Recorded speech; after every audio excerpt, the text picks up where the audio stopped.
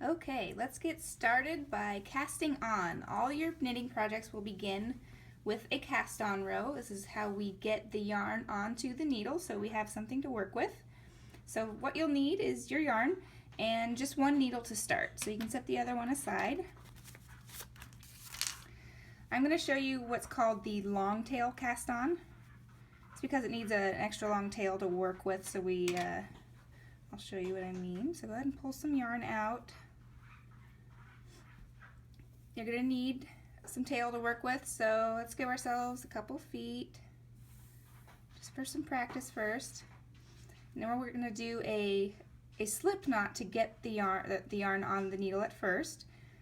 So we'll do a loop, put the yarn back underneath the loop, and use your needle to lift that yarn through the loop. Then you can pull it tight.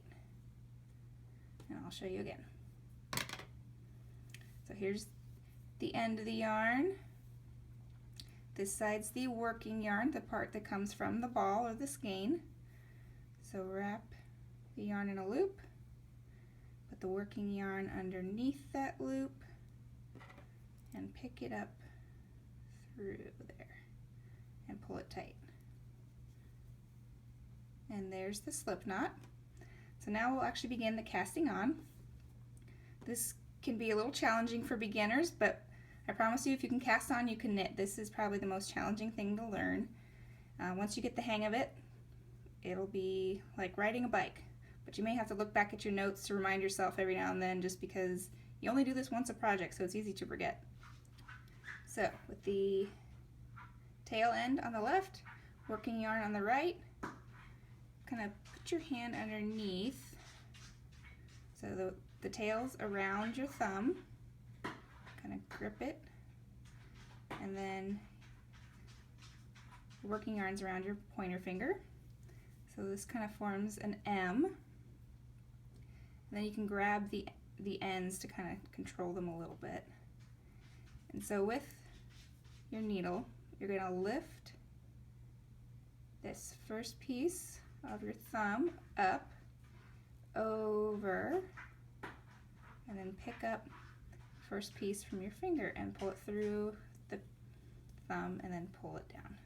I'll show you again. So make the M. The far left of the M goes over the second part and under the third part and through this loop on your thumb. Drop what's on your thumb and pull it tight. And again. First piece over the second, under the third, through the loop, drop. And you'll see there's the first slip stitch, that counts as one. Oh, sorry, slip knot, that's the first stitch, and then we've added 3, so it's a total of 4 casted on stitches. And we'll keep doing that just to start to get the hang of it. When you get good, you can start to kind of get a rhythm, go a little faster.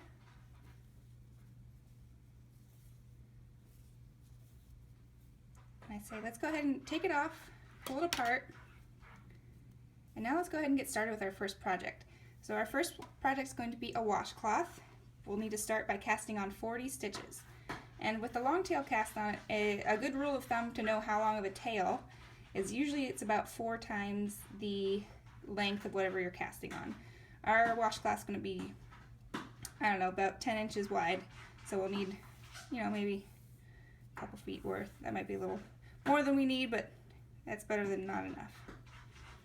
So go ahead, let's do the slip knot, loop underneath, scoop it up, pull tight. All right, and let's cast on 40 stitches.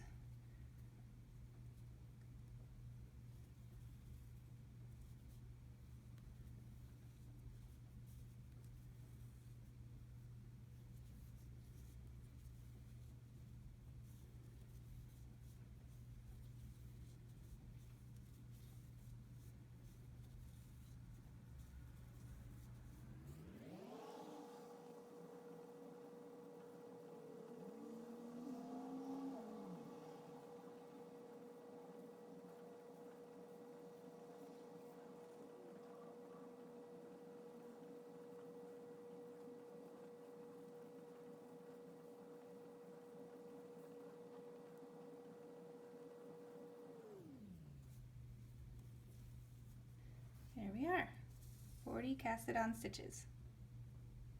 I'll see you at the knit step.